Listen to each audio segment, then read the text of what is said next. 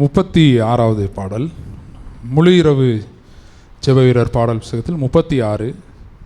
கர்த்தாவின் ஜனமே கைத்தாளமுடனே களிகூர்ந்து கீதம் பாடு, சாலேமின் ராஜா நம் சொந்தமானார். கர்த்தாவின் ஜனமே கைத்தாளமுடனே களிகூர்ந்து கீதம் பாடு, சாலேமின் ராஜா நம் சொந்தமானார், சங்கீதம் பாடியாடு. கர்த்தாவின் ஜனமே கைத்தாளமுடனே களிகூர்ந்து கீதம் பாடு, சாலேமின் ராஜா நம் சொந்தமானார், சங்கீதம் பாடியாடு. அல்லேலூயா அல்லேலூயா அல்லேலூயா அல்லேலூயா அல்லேலூயா அல்லேலூயா அல்லேலூயா அல்லேலூயா. பாவத்தின் சுமை அகற்றி கொடும் பாதாள வழி விலக்கி, பாவத்தின் சுமை அகற்றி கொடும் பாதாள வழி விலக்கி, பரிவாக நம்மை கரம் நீட்டி காத்த பரிசுத்த தேவனவரே. அல்லேலூயா. பரிவாக நம்மை கரம் நீட்டி காத்த பரிசுத்த தேவனவரே. அல்லேலூயா அல்லேலூயா அல்லேலூயா அல்லேலூயா அல்லேலூயா அல்லேலூயா அல்லேலூயா அல்லேலூயா. நீதியின் பாதையிலே அவர் நிதம் நம்மை நடத்துகிறார், நீதியின் பாதையிலே அவர் நிதம் நம்மை நடத்துகிறார். எது வந்த போதும் மாறாத இன்ப புது வாழ்வை தருகின்றாரே.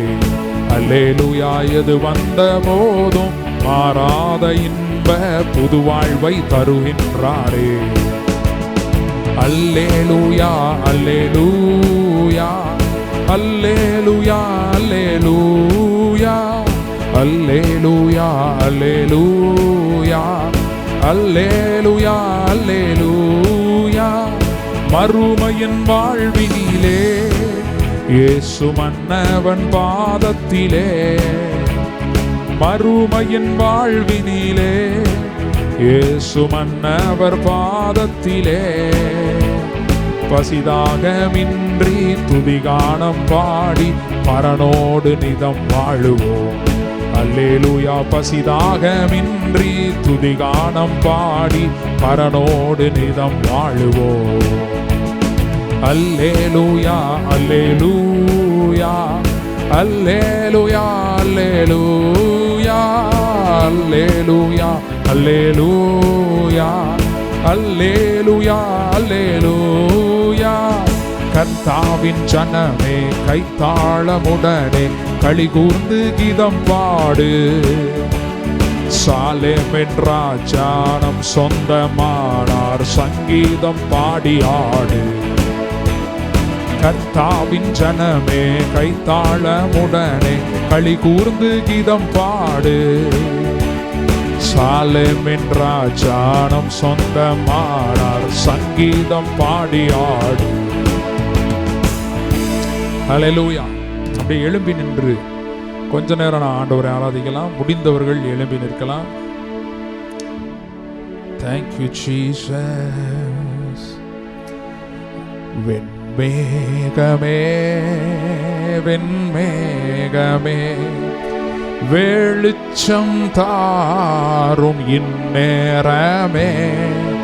வெண்மேகமே வெண்மேகமே வெளிச்சம் தாரும் இந்நேரமே. அபிஷேகம் ஊற்றி மறுரூபமாக்கி ஆற்றலை தந்திடுவார். அபிஷேகம் ஊற்றி மறுரூபமாக்கி ஆற்றலை தந்திடுவார். ஆராதனை ஆராதனை, ஓ ஆராதனை, ஆராதனை, அல்லேலூயா, அல்லேலூயா, ஆராதனை உமக்கே. ஓ அல்லேலூயா, அல்லேலூயா, ஆராதனை உமக்கே. Hallelujah. Thank you Lord. Thank you Jesus. Thank you Jesus. ஜெய கிறிஸ்து, ஜெய கிறிஸ்து நம்மோடு இருக்கிறார். தோல்விகள் இல்லை, தோல்விகள் எல்லாம் ஜெயமாய் மாறும். Thank you Lord. Thank you Lord. Thank you Jesus. Thank you Jesus. Hallelujah. Thank you Lord. நீதியின் கரத்தினால் தாங்கி நடத்துவார், நீதியின் கரத்தினால் தாங்கிய நடத்துவார். கர்த்தரே என்பலன், எதற்குமே அஞ்சிடே. கர்த்தரே என்பலன், எதற்குமே அஞ்சிடே. ஜெயம் கொடுக்கும் தேவனுக்கு கோடி கோடி ஸ்தோத்திரம். வாழ்வழிக்கும் இயேசு ராஜாவுக்கு வாழ்நாளெல்லாம் ஸ்தோத்திரம். ஜெயம் கொடுக்கும் தேவனுக்கு கோடி கோடி ஸ்தோத்திரம். வாழ்வழிக்கும் இயேசு ராஜாவுக்கு வாழ்நாளெல்லாம் ஸ்தோத்திரம். அல்லேலூயா, அல்லேலூயா பாடுவேன், ஆனந்த தோணியாய் உயர்த்துவேன். அல்லேலூயா, அல்லேலூயா பாடுவேன், ஆனந்த தோணியாய் உயர்த்துவேன். ஜெயம் கொடுக்கும் தேவனுக்கு கோடி கோடி ஸ்தோத்திரம். வாழ்வழிக்கும் இயேசு ராஜாவுக்கு வாழ்நாளெல்லாம் ஸ்தோத்திரம். ஹalleluya. ஜெய கிறிஸ்து சாம்பலை சிங்காரமாய் மாற்றுகிறவர், தோல்வியை ஜெயமாய் மாற்றுகிறவர், புலம்பலை ஆனந்த களிப்பாய் மாற பண்ணுகிறவர். Thank you Lord. Thank you Lord. Hallelujah. Hallelujah. Thank you Jesus. Thank you Jesus. Thank you Jesus. வல்லமை உடையவர், மகிமையானவைகளை செய்கிறவர். Thank you Lord Jesus. Thank you Lord.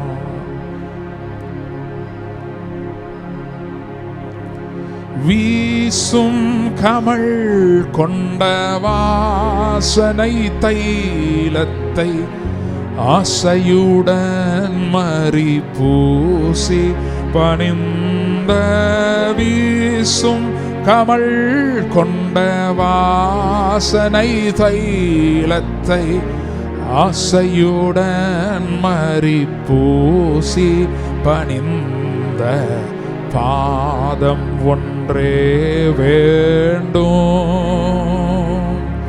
இந்த பாரில் எனக்கு மற்றேதும் வேண்டாம், பாதம் ஒன்றே வேண்டும்.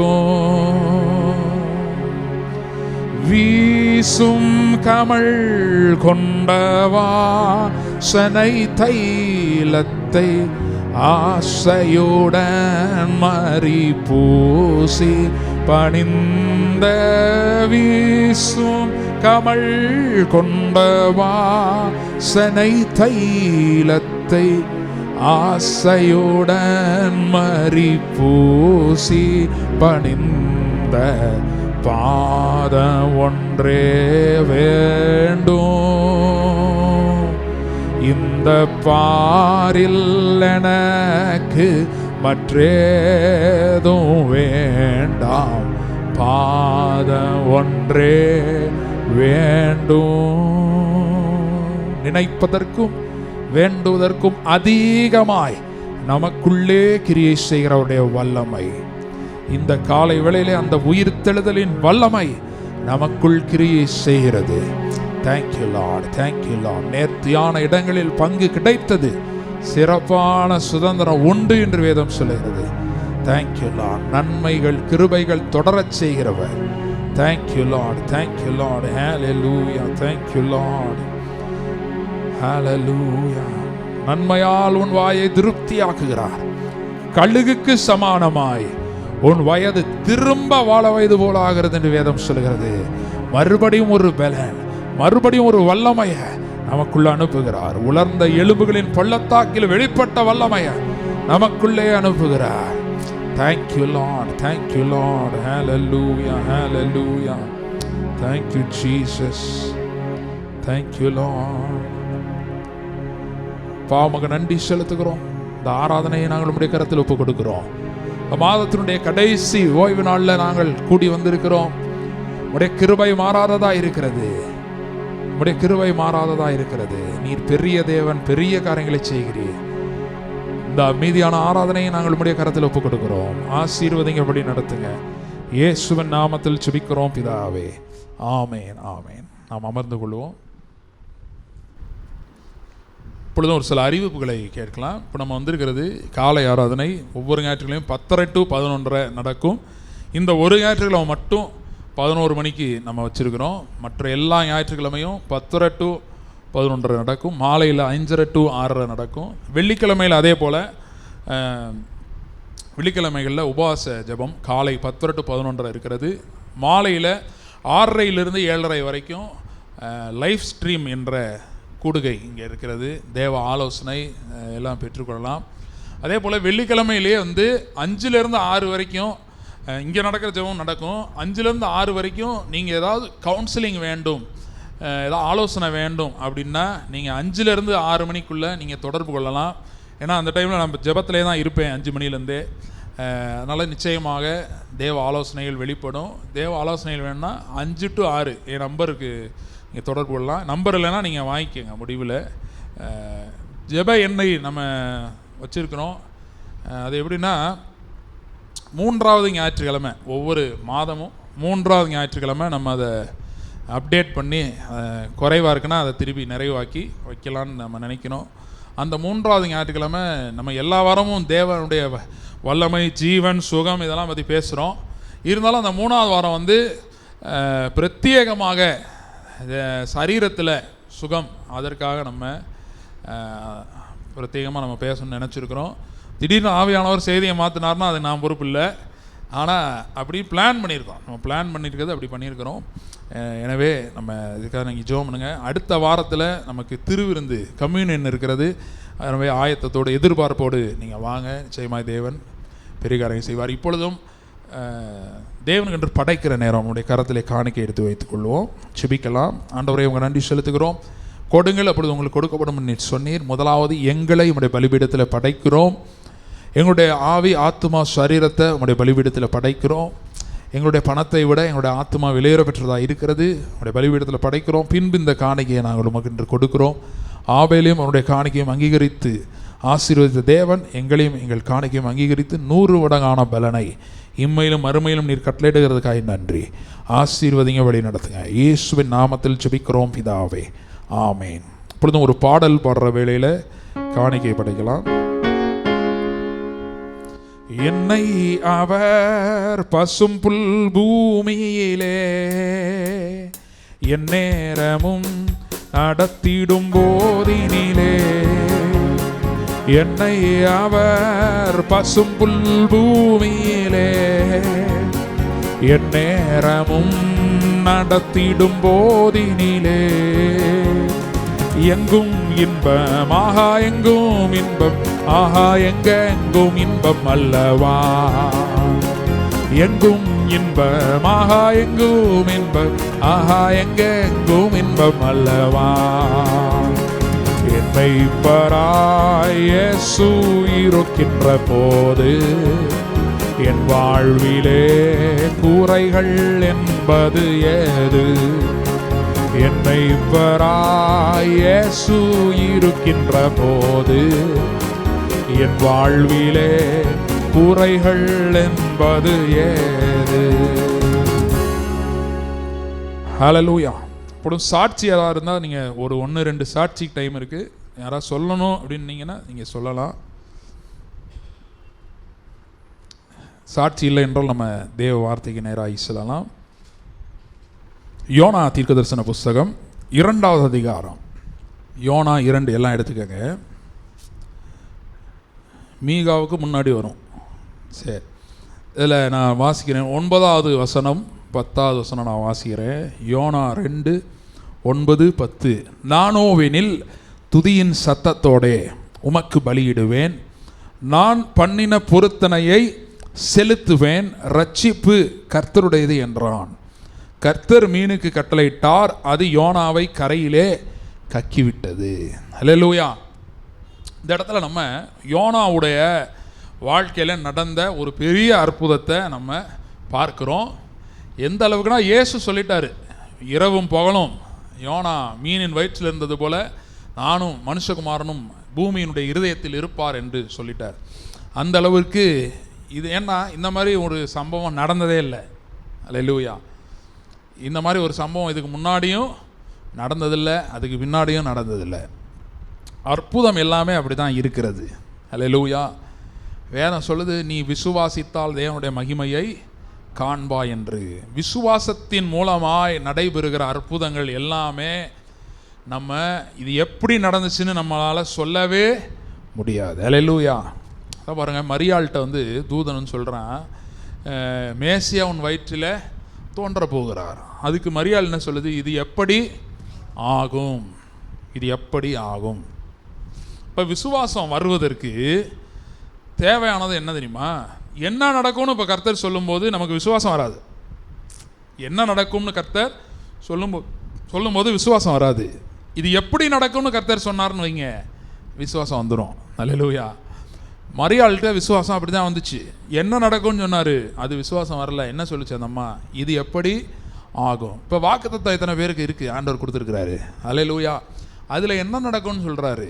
வாக்குத்தத்தம் மட்டும் டக்குன்னு விசுவாசத்தை என்ன பண்ணாது, கொண்டு வராது. ஏன் தெரியுமா? கேட்கும்போது நல்லாயிருக்கும், சூழ்நிலையை பார்க்கும்போது இதில் எப்படி நடக்க போகிறது அப்படின்ற சந்தேகம் நமக்கு வரும். அதற்கு தான் வேத வாக்கியங்களில் சத்தியம் என்ற ஒரு கான்செப்ட் இருக்கிறது. இயேசு சொன்னார், சத்தியத்தை அறிவீர்கள், சத்தியம் உங்களை விடுதலையாக்கும். தீர்க்க தரிசனம் ஒரு பக்கம் இருந்தாலும் சத்தியம் என்கிறது இன்னொரு சைடு. ஹல்லேலூயா.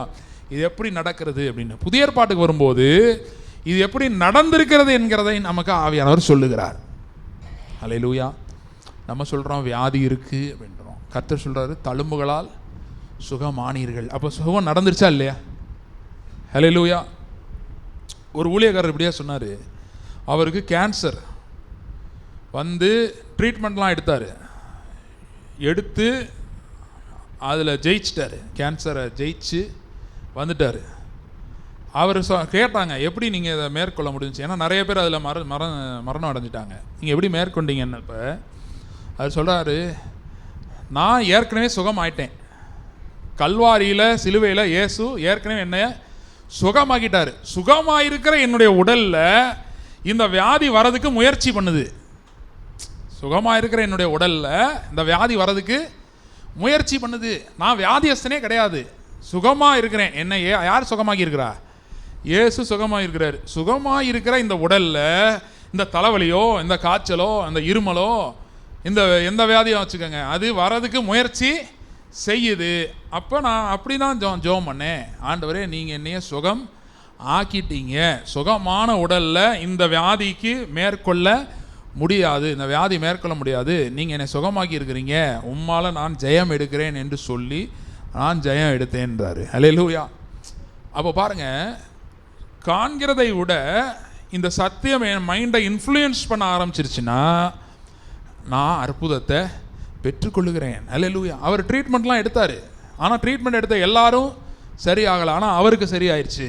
ஹல்லேலூயா. ஏன் அப்படின்னா, கர்த்தர் கோச்சிக்க மாட்டார். நீ மாத்திரை போடுற போ, நான் உனக்கு ஜெபத்தை கேட்க மாட்டேன் அப்படி கோச்சிக்க மாட்டார்.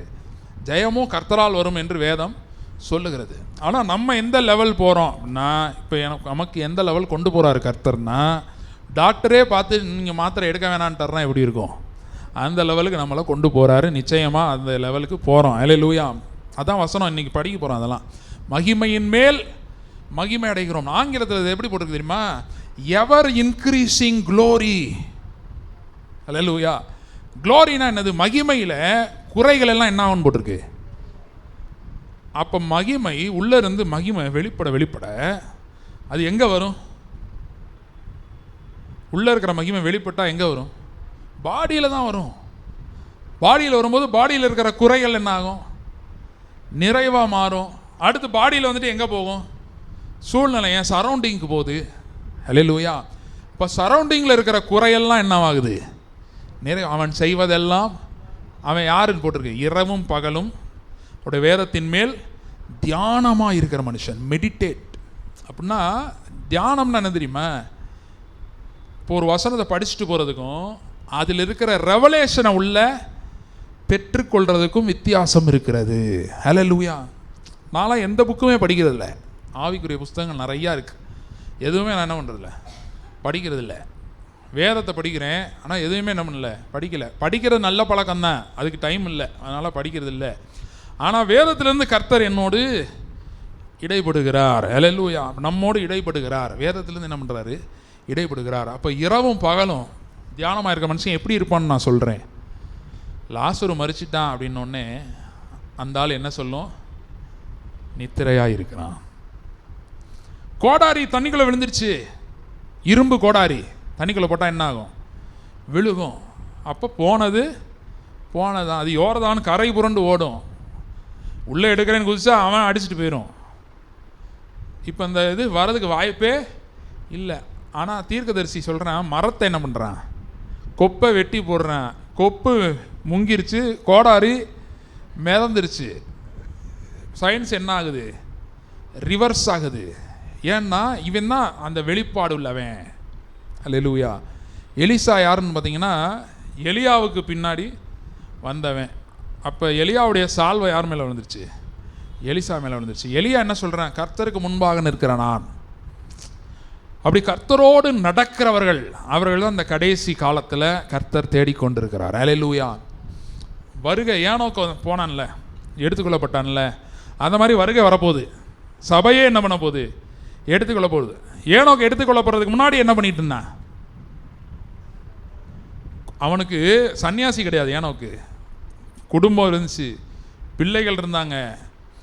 குடும்பத்தை அவன் கவனிக்காமல் இல்லை, குடும்பத்தை கவனித்தான். அவங்களுக்கு செய்ய வேண்டியதெல்லாம் செஞ்சான். என்னென்னா கடைசி நாளில் அப்படி துறவிகள்லாம் கிடையாது, சாதாரண ஆட்கள். எனக்கு ஒரு குடும்பம் இருக்குது, பிள்ளை இருக்குது, நான் கர்த்தரோடு நடக்கிறேன். அப்படிப்பட்ட ஆட்கள் தான் கடைசி காலத்தில் அற்புதங்களை செய்வார்கள். அவர்கள் அற்புதங்களையும் பெறுவார்கள், பார்ப்பார்கள்.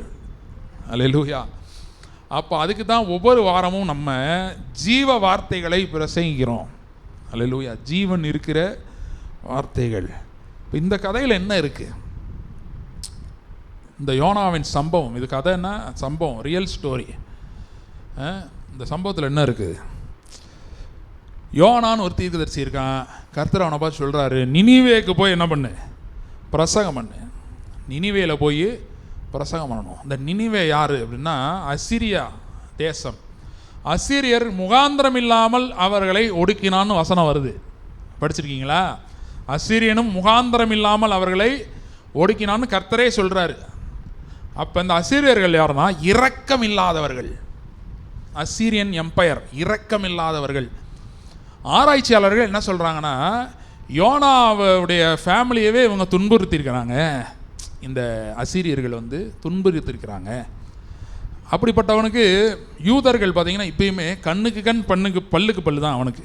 அவன் இயேசு ஒரு கணத்தில் அறைந்தால் மறு கணத்தெல்லாம் காட்ட மாட்டான். இப்பயும் பார்த்திங்கன்னா ஒரு ஆளை கொண்டுட்டா அவன் போய் என்ன பண்ணி விட்டுறான்? நிறைய பேர்த்த கொண்டுடுறான். அவர்கள் இன்னும் ஆண்டவருடைய அன்பை அறியவில்லை. அவர்கள் யூதர்களுடைய ரட்சிப்பு வரும், அதுக்காக நம்ம ஜெபம் பண்ணுவோம், வரும். சரியா? எல்லா ஜாதிகளுக்காக நம்ம என்ன பண்ணணும்? ஜெபம் பண்ணணும். அது யூதர்களுக்காக ஜெபம் பண்ணுவோம், அந்த ரட்சிப்பு வரும். ஆனால் அவர்களுடைய செய்கைகளை நான் நியாயப்படுத்தவில்லை, ஆனால் அவருடைய தன்மையை சொல்லுகிறேன் எப்படிப்பட்டவர்கள் என்று. அந்த யூதர்கள், இந்த யோனா அப்படி ஒரு யூதன், இவன் மன்னிக்கவே மாட்டான். அந்த அசீரியர்களை என்ன பண்ணவே மாட்டான்? மன்னிக்கவே மாட்டான். ஆனால் இவன்கிட்ட போய் கர்த்தர் சொல்கிறாரு, அந்த ஊருக்கு எதிராக என்ன பண்ணு, பிரசங்கி. இப்போ யோனா என்ன யோசிக்கிறான், நான் போய் பிரசங்கிக்கலைன்னா அவங்களாம் ரட்சிக்கப்படுவாங்களா, மனம் திரும்புவாங்களா? மனம் திரும்ப மாட்டார்கள். அந்த டைமில் ரட்சிப்பு இன்னும் வரல, மனம் திரும்புதல் இருக்குது. மனம் திரும்புதலின் பேரில் இரக்கம் வரும். சரியா? நல்லா கவனிங்களேன். மனம் திரும்புதல், ஒருத்தன் மனம் திரும்புறதுனால இரக்கம் கிடைக்கும். ரட்சிக்கப்படுறதுனால கிருபை வரும். அல்லேலூயா. கிருபை வந்துருச்சுன்னா என்ன ஆகும்? அப்சைட் டவுன் உயர்வு வரும், மேன்மை வரும், ஆசீர்வாதம் வரும், எல்லாமே வரும். இரக்கம்னா என்னது? சரி போ, பிழைச்சி போ. நிறைய நேரம் நம்முடைய ஜெபமே ரட்சிக்கப்பட்டவருடைய ஜெபமாக இல்லாமல் மனம் திரும்புகிறவர்களின் ஜெபமாக தான் இருக்குது. என்ன சொல்கிறோம்? ஆண்டவரே மனம் இறங்குங்க. அப்படியா வேதத்தில் இருக்குது? வேதத்தில் என்ன இருக்குது? மகன் அப்பத்தை கேட்டால் கல்லை கொடுப்பானா? மீனை கேட்டால் பாம்பை கொடுப்பானா? முட்டையை கேட்டால் தேளை கொடுப்பானா? பொல்லாதவர்களாகிய நீங்கள் நல்ல ஈவுகளை கொடுக்க அறிந்திருக்கும் போது பரமண்டலங்களில் இருக்கிற பிதா தம்மிடத்தில் வேண்டிக் கொள்ளுகிறவர்களுக்கு நன்மையான ஈவுகளை கொடுப்பது அதிக நிச்சயம் அல்லவா? அங்கே எம்ஃபசிஸே யார் மேலே வருதுன்னா, ஸ்ட்ரெஸ் யார் மேலே வருதுன்னா, கேட்குறவன் மேலே இல்லை, கொடுக்கிறவர் ஒருவர் இருக்கிறாருன்னா அங்கே வருது. பொல்லாதவர்களாகிய நீங்கள் அப்படின்ட்டு கம்பேரிசன் யார்? பிதா. அங்கே அந்த மகனை பற்றி ஒன்றுமே இல்லை. அதனால தான் இளையகுமாரன்லாம் வரும்போது இந்த ரட்சிப்பு என்ன பண்ணுதுன்னா, அவனுக்கு உடைய உடுத்தி அவனை மறுபடியும் பிதாவுடைய வீட்டில் அவனை என்ன பண்ணுது? சேர்க்கிறது. அல்லேலூயா. இப்போ இந்த இடத்துல யோனாவுக்கு ஒரு வெளிப்பாடு வருகிறது. மீனின் வயிற்றில், இன்னைக்கு நான் சீக்கிரம் முடிக்க போகிறேன். அல்லேலூயா. யோனாவுக்கு மீனின் வயிற்றில் ஒரு வெளிப்பாடு வருகிறது. என்ன வெளிப்பாடு? ரட்சிப்பை பற்றின வெளிப்பாடு. அல்லேலூயா. இதை நான் ஏற்கனவே ஒரு தடவை பேசியிருக்கிறேன் இந்த இடத்துல. ஆனால் இன்னைக்கு ஆண்டவர் வேற மாதிரி பேச போகிறார். அல்லேலூயா. ரட்சிப்பை குறித்த ஒரு வெளிப்பாடு அவனுக்கு வந்தபோது யோனா என்ன சொல்கிறான்? உமக்கு பண்ணின நானோனில் துதியின் சத்தத்தோட உமக்கு பலியிடுவேன். அல்லேலூயா. ரட்சிப்பு கர்த்தருடையது. அடுத்த வசனத்தில் யோனா வெளியே வந்துட்டான். அல்லேலூயா. இன்றைக்கி நான் சொல்கிறேன், எவ்வளோ பெரிய மீனாக இருந்தாலும் கர்த்தர் வெளியே கொண்டு வருகிறார். அதனால தான் இந்த வார்த்தையை இன்று பேசுகிறோம். வேதத்தில் எவ்வளவோ வசனம் இருக்குது, எடுத்து பேசலாம். அல்லேலூயா. நான் 5வது படிக்கும்போது ஒரு பிரசங்க போட்டின்னு ஒன்று வச்சாங்க. ஒவ்வொருத்தரும் ஒரு டாபிக் பேசுனாங்க. நான் பார்த்தேன், எந்த டாபிக் பேசினா ரொம்ப பயப்படுவாங்க ஜனங்கள். அந்த டைமில் போட்டுட்டு மரணம்னு பேசிட்டேன். எடுத்து 2 ராஜாவுடைய மரணத்தை போட்டு, ஒரு ராஜா நல்ல மரணம், இன்னொரு ராஜா நல்ல மரணம் இல்லைன்னு. பிரசங்க போட்டியில் ஃபஸ்ட்டு ப்ரைஸ் கொடுத்துட்டாங்க. 19 பேர் பேசுனாங்க, ஃபஸ்ட்டு பாயிண்ட் கொடுத்துட்டாங்க மார்க்கு.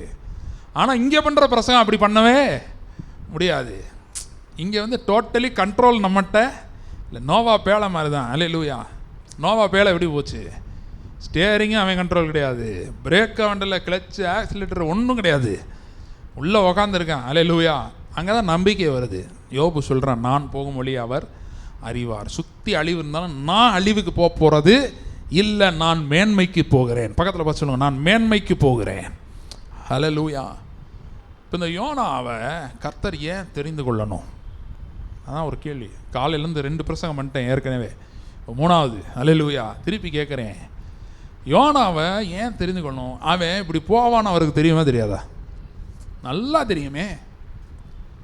இப்போ யோனாவுக்கு பக்கத்து வீட்டுக்காரன் கூட ஒருத்தன் கொஞ்சம் நேர்மையான ஆளாக இருந்திருப்பான், கொஞ்சம் நல்லவனாக இருந்திருப்பான். நான் சில நேரம் நினைப்பேன், ஆண்டவரே அறியாமல் ஒருத்தன் இருக்கான், ஆனால் என்னையோட நல்லவனாக இருக்கான். பார்க்குறேன், ரொம்ப நல்லவனாக இருக்கிறான். ஆனால் அவனை விட்டுட்டு கர்த்தர் நம்மளை என்ன பண்ணியிருக்கிறாரு? தேர்ந்தெடுத்திருக்காரு. ஏன்னா ஒரு நோக்கம் இருக்குது. அல்லேலூயா. பக்கத்தில் பார்த்து சொல்லுங்கள், ஒரு நோக்கம் இருக்குது. யோனாவை அழைச்ச போதே இவன் இந்த மாதிரி ஓடுவான், வேக வேகமாக போய் டிக்கெட் எடுக்கிறான் யோனா. ஆனால் ஊர் மாற்றி எடுத்துட்டான். எந்த ஊர்? தர்ஷீஸ். நினிவேக்கு ஏன் போக மாட்டான்? அவன் முடிவு பண்ணிட்டான், இந்த ஜனங்கள் மோசமானவங்க, இவங்க சாவுக்கு பாத்திரவான்கள். இந்த ஜனங்கள் எதுக்கு பாத்திரவான்கள்? அழிவுக்கு பாத்திரவான்கள். அவர்கள் அழியட்டும், நான் போய் அவங்களுக்கு சுவிசேஷம்லாம் சொல்ல மாட்டேன்னு முடிவு பண்ணிட்டான். ஆனால் கர்த்தர் விட்டாரா? விடலை. அல்லேலூயா. கர்த்தருக்கு தெரியும், இவன் போவான், இந்த கப்பலில் தான் ஏறுவான், அந்த கப்பல் எந்த ரூட்டில் போகும் கொண்டு கர்த்தருக்கு தெரியும். எப்படின்னு சொல்லவா? மீன் ஆயத்தம் பண்ணியிருக்காருல, மீன் எங்கே ஆயத்தம் பண்ணியிருக்கிறாரு? அது மீன் ரொம்ப நேரமாக அங்கேயே நிற்கிது. மீன் கேட்குது, ஆண்டவரே ரெடி பண்ணியிருக்கிறீங்க எதுக்கு? இல்லை, நீ இங்கே தான் இருக்கணும், நான் சொல்கிற நேரம் ஒருத்தன் வருவான், அவனை முழுங்கிரு. அல்லேலூயா. உனக்கு அழைப்பே இதுதான், நீ ஒரே இடத்துல இரு, நீ வேறு மீனெல்லாம் பிடிக்காத, வரவனை மட்டும் உனக்கு நேரம் வந்து விழுவான், அவனுக்கு மட்டும் வாயை ஓப்பன் பண்ணனா போதும், அதுதான் உன் காலிங்க. அல்லேலூயா. பாருங்கள், அழைப்பில் இப்படி ஒரு அழைப்பு இருக்குது. ஒவ்வொன்றும் ஒரு இது. இப்போ இந்த கப்பல் வந்து தவறான கப்பலாக இருந்தாலுமே குறிப்பிட்ட டைம் வரைக்கும் யோனாவை என்ன பண்ணிட்டு போனோம், அது அந்த ஸ்பாட் வரைக்கும் என்ன பண்ணிட்டு போனோம், எடுத்துகிட்டு போனோம். அது வரைக்கும் அந்த ரோல் இருக்குது, கப்பலுக்கு ஒரு ரோல் இருக்குது. இப்படி ஒவ்வொரு அழைப்பு இருக்குது. அதனால தான் சொல்கிறேன், எல்லாருமே ஊழியக்காரர்கள் தான் நான் சொல்கிறேன். அல்லேலூயா. சின்னது பெருசுன்னு கிடையாது. பரலோகத்தில் ரிவார்டு எல்லாம் ஒன்றே மாதிரி தான். இந்த ஊமை படிச்சிருக்கீங்களா? ஒருத்தன் வந்து முதலே போயிடுவான், சில பேர் கடைசி நேரத்தில் வருவாங்க, 11ஆம் மணி வேளையில். கூலி கொடுக்கும்போது எல்லாருக்கும் எவ்வளோ கொடுப்பாரு? ஒரே கூலி. அதனால் நீங்கள் 14ஆம் வேலையில் வந்துடலான்னு பார்க்காதீங்க, இப்போ வந்துட்டிங்கன்னா உள்ளே இருக்கணும். அல்லேலூயா. சில பேர் வந்துட்டு போயிட்டு நான் 11ஆம் மணி வேலையில் வரேன். அப்போ பாருங்கள், தான் யோனா சொல்லிக்கிட்டு இருக்கேன், ஒவ்வொன்றுக்கும் ஒரு பொறுப்பு. படகுக்கு ஒரு பொறுப்பு, மீனுக்கு ஒரு பொறுப்பு, இப்படி இருக்குது. ஆண்டவருக்கு தெரியும் எல்லாமே. இந்த ஸ்பாட்டில் அவனை தூக்கி போடுவாங்க, இந்த ஸ்பாட்டில் இந்த மீனை வைக்கணும். இப்போ மீன் வயிற்றுக்குள்ளே போயிட்டான். நாள் பார்க்குறான், ஒன்றுமே ஜெபமே பண்ணல. யோனா எத்தனாவது நாள் ஜெபம் பண்ணான் தெரியுமா? எத்தனாவது நாள் ஜெபம் பண்ணா? கரெக்டாக சொல்லுங்க பார்ப்போம். எத்தனை நாள் மீன் வயிற்றில் இருந்தான்? அப்போ எத்தனாவது நாள் ஜெபம் பண்ணியிருப்பான்? ஜெபம் பண்ணோடனே வெளியே வந்துட்டான்ல, கரெக்டா? அப்போ 3ஆவது நாள் வரைக்கும் ஏன் ஜெபம் பண்ணலை? நாள் வந்தான். அவனுடைய குறிக்கோள் என்ன? ஆமாம், நிறைய விசுவாசிகள் சொல்கிறதுக்கு தான் இருக்குது. ஆனால் நிறைய விசுவாசிகள் இந்த குறிக்கோள் வந்துடுது இடையில. போதும் கர்த்தாவே, ஆண்டவர்கிட்டே ஜெபம் பண்ணுறாங்க. கர்த்தாவே, அவர் சொல்ல, நானே வழியும் சத்தியமும் ஜீவனும். இல்லை, ஜீவன்லாம் வேணாம், போதும், ஜீவன் என்ன பண்ணுங்க, எடுத்துக்கங்க. அல்லேலூயா. அந்த ஜெபம்லாம் கேன்சல் ஆயிடுது. அல்லேலூயா. ஏன் கேன்சல் ஆகுது தெரியுமா? நாம் வேண்டிக் கொள்ள வேண்டியது இன்னதென்று அறியாது இருக்கிறதுனாலே. ஆவியானவர் டபார்னு அப்படி நீங்கள் ஜெபம் பண்ணிங்கன்னா குறுக்க வந்து, இல்லை ஆண்டவரே தெரியாமல் ஜெபம் பண்ணுது, இந்த ஆள் தெரியாமல் ஜெபம் பண்ணுது, நான் ஜெபத்தை மாற்றி பண்ணுறேன்னு அவர் மாற்றி பண்ணிட்டு போயிடுவார். அல்லேலூயா. அதனால தான் இன்னும் உயிரோடு இருக்கும். அல்லேலூயா. ஏன்னா எலியா எடுத்துக்கொள்ளும்னா எடுத்துக்கிட்டார். ஆமாவா இல்லையா? சரி, அப்போ பாருங்கள், 3ஆவது நாள் தான் இவன் ஜெபம் பண்ணுறான். ஏன்னா நாள் யோசித்தான், சாகணும்னு வந்துட்டோம், இந்த அப்போ செத்துருவோன்னு நினச்சான், சாகலை. 2ஆவது நாள் பார்க்குறேன், சரி இப்போ மீன்லேருந்து வெளியே எப்படியாவது வந்துடுவோம் அப்படின்னா வெளியவும் வர முடியலை, சாகவும் முடியல, வெளியே வரவும் முடியல. நிறைய பேருக்கு அப்படி ஒரு நிலைமை. கர்த்தர் எடுத்துக்கிட்டாலும் பரவாயில்ல, எடுத்துக்கிடவே மாட்டுறாரு. பூமியில் பாடுகளாக என்ன பண்ணுறாரு, கொடுக்குறாரு. பார்த்துப்பா சொல்லுங்கள், அந்த வெளியே வர டைமு வருது. அல்லேலூயா. இவன் இந்த ரெவலேஷன், இந்த வெளிப்பாடை சொல்கிறான். ரட்சிப்பு கர்த்தருடைய சொன்ன உடனே கட்டளை வந்துருச்சு. பார்த்தீங்களா? கர்த்தர் மீனுக்கு கட்டளையிட்டார், அதன் பின்புன்னு போடல.